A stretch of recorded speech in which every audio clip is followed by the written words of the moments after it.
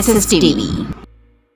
నమస్తే SSTV ప్రేక్షకులకు స్వాగతం. ఈరోజు మనం కుంకుమ పూజ విధానం గురించి తెలుసుకుందాం.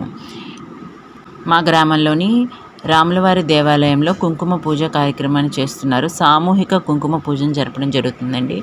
సో అక్కడికి గ్రామంలో ఉన్న ఆడపడుచులందరూ వచ్చి వాళ్ళ సౌభాగ్యం కోసం, ఆర్థిక అభివృద్ధి మరియు సంతానం కోసము ఈ కుంకుమ పూజలు చేస్తారు. పెళ్లి కాని పిల్లలు కూడా కుంకుమ పూజలు చేస్తూ ఉంటారు. అవి వాళ్ళ చదువు అభివృద్ధి చెందడం కోసం, ఆరోగ్యం కోసం. కుంకుమ పూజా విధానం గురించి ఈరోజు వీడియోలో మనం తెలుసుకుందాం. పూజ ప్రారంభానికి ముందు మనం శుభ్రంగా స్నానం చేసి మంచి బట్టలను ధరించాలి. పూజా స్థలాన్ని శుభ్రంగా కడిగి రంగవల్లులు వేయాలి. మనం ఇక్కడ జరుపుకునేది సామూహిక కుంకుమార్చన కాబట్టి గుడి ఆల్రెడీ శుభ్రంగానే కడిగి ఉంచుతారు. సో మనకి ఇచ్చిన ప్రదేశంలో మనం కూర్చొని అక్కడ శుభ్రంగా మనకి ఇచ్చినటువంటి అన్నిటినీ సర్దుకోవాలి. పూజా మండపంలో దేవతామూర్తులు, పూలు, నైవేద్యము, విగ్రహాన్ని ఏర్పాటు చేసి లేదా అమ్మవారి ఫోటో ఏదన్నా పెట్టుకోవాలి. దీపం వెలిగించి, అంటే మనం ఇక్కడ పూజా మండపం అంటే మనం ఏ గుడిలో మనకి ఇచ్చిన ప్రాంతంలో ఏ ప్లేస్లో అయితే కూర్చున్నామో అక్కడే మన పళ్ళెంలో మనము అమ్మవారి విగ్రహాన్ని లేదా వాళ్ళు ఇచ్చిన ఫోటోని, పూలను పెట్టుకొని పళ్ళు, పువ్వులు, కుంకుమ, పసుపు, అక్షింతలు, నైవేద్యం సిద్ధం చేసుకోవాలి. అయితే గుళ్ళో వీటికి సంబంధించినవన్నీ కూడా తెచ్చేశారు. కొబ్బరికాయ, అరటిపళ్ళు మిగతా వాళ్ళు తెచ్చుకోవడం జరిగింది. అక్కడ కావాల్సిన కుంకుమ పూజకు కావాల్సిన అన్నిటినీ కూడా గుడి వాళ్ళు వీళ్ళకి స్పాన్సర్ చేయడం జరిగింది. ఇక మనం పూజా విధానం గురించి తెలుసుకుందాం. ఓం నమః. నేను ఈరోజు కుంకుమ పూజను శ్రద్ధతో, భక్తితో జరుపుకుంటానని మనసులో మనం సంకల్పం చేసుకోవాలి. అమ్మవారి ఆరాధనను అమ్మవారి ముందు పసుపు, కుంకుమ వేసి పుష్పాలు సమర్పించి ఆమెని మనస్ఫూర్తిగా ఆరాధించాలి. ఇక కుంకుమార్చన అయితే కుంకుమను చిన్న చిన్న బొట్టులుగా అమ్మవారి ముందు 21 లేదా 108 బొట్లు పెట్టాలి. ప్రతి బొట్టుకు అమ్మాయై నమః, శ్రీ లక్ష్మీ నమః, ఈ రెండిట్లో ఏదైనా సరే, ఏ నామమైనా సరే మనం చెప్పుకుంటూ ఆ మంత్రాన్ని, అమ్మవారి నామాల్ని జపిస్తూ మనం కుంకుమార్చనని చేసుకోవచ్చు. మీకు తెలిసిన అమ్మవారి అష్టోత్తర శతనామావళి 108 నామాలు లేదా 21 నామాలతో అమ్మవారిని అర్చించవచ్చండి.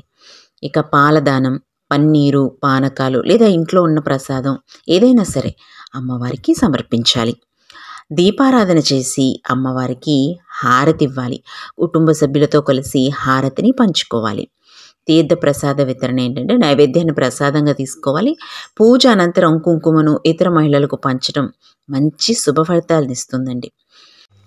ఇది సామూహిక కుంకుమార్చన కాబట్టి సామూహికంగా పూజ చేస్తున్న మహిళలందరికీ కూడా కావలసినవన్నీ కూడా ఆ గుడి యాజమాన్యం అందిస్తుంది. బయట పంతులు గారు పూజా విధానాన్ని ఏ విధంగా చేయాలనేది వాళ్ళు మైక్లో చెప్తూ ఉండగా మిగతా వాళ్ళందరూ కూడా దానిని ఆచరిస్తున్నారు. ఏమేం కావాలో, ఎప్పుడేం కావాలో వాళ్ళన్నింటినీ కూడా పూజకి అందించడం జరుగుతుంది.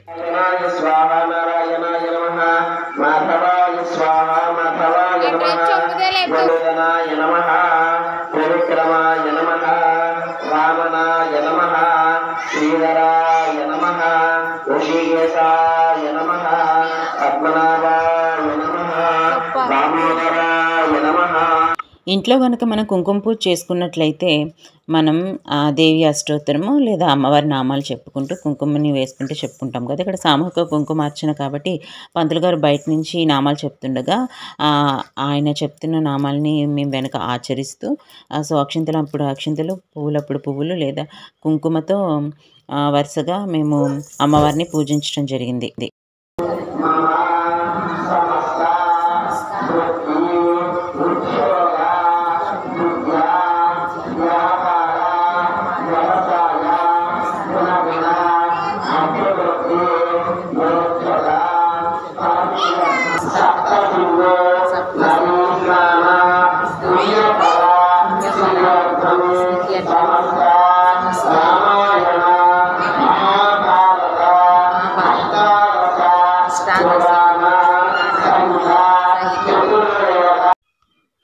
ఈ పూజ యొక్క ప్రయోజనం ఏంటి అంటే సౌభాగ్యం, ఆరోగ్యం, సంపద కోసం ఈ పూజ చాలా మంగళకరమైనది.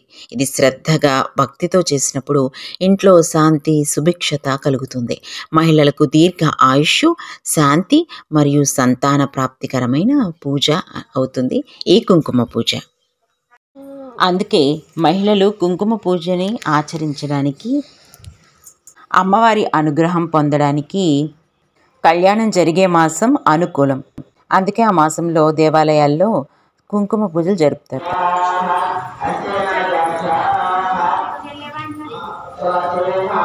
ఇవి సామూహిక కుంకుమ పూజలు కనుక అమ్మవారి దీపం మరియు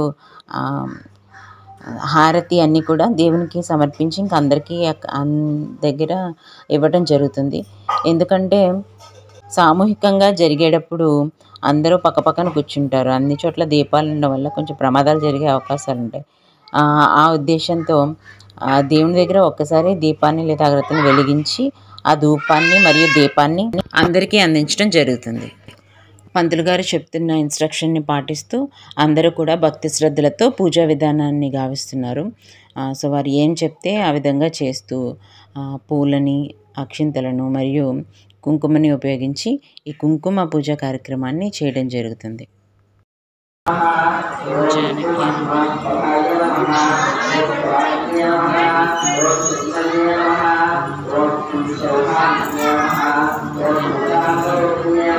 జానకి నమః, ఓం జానకి నమః, ఓం జానకి నమః, ఓం జానకి నమః, ఓం జానకి నమః.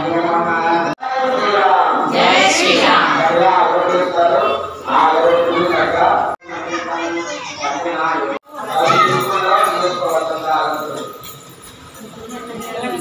పూజా విధానం ముందుగానే మనం చెప్పాం కాబట్టి మీరు ఇంట్లోనైనా పూజను చేసుకోవచ్చండి ఈ విధానాన్ని పాటిస్తూ. ఇవి సామూహిక కుంకుమ పూజలు కాబట్టి, కానీ మీరు ఇంట్లో కూడా ఈ విధంగా ఏర్పాటు చేసుకొని కుంకుమ పూజని ఈ విధంగా జరుపుకోవచ్చు. సామూహికంగా కుంకుమ పూజ జరుపుకోవడం వల్ల అమ్మవారు అక్కడే ఉంటుందనడానికి నిదర్శనంగా ఇక్కడ జరుగుతున్నప్పుడు ఒక ఆమె పూజ చేస్తున్నప్పుడు చూడండి, కళ్ళు, ముక్కు ఒక షేప్ వచ్చింది. ఆవిడెంతో హ్యాపీగా ఫీల్ అయిందనమాట. అమ్మవారు ప్రత్యక్షంగా వాళ్ళ మధ్య ఉండి పూజలను అందుకుంటుందంట. ఎక్కువ మంది ముత్తైదువులందరూ కలిసి పూజించడం వలన అమ్మవారే స్వయంగా అక్కడికి వచ్చి ఆ పూజను అందుకుంటుందట.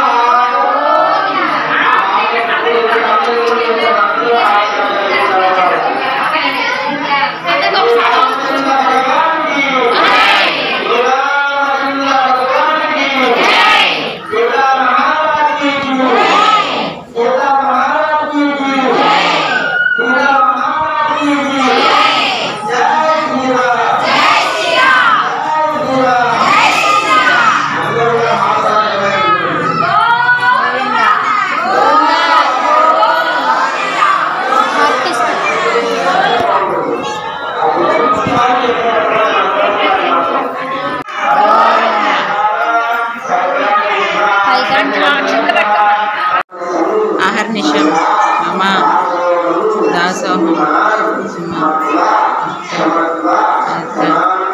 జనార్దన నమస్కారం సమర్పయామి.